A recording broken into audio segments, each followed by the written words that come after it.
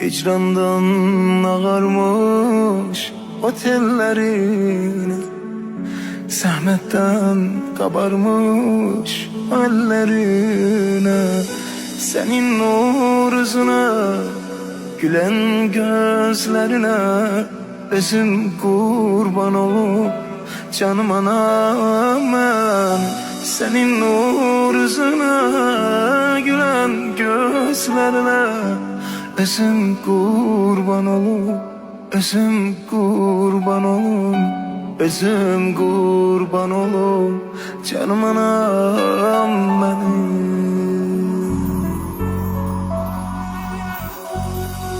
Sevgi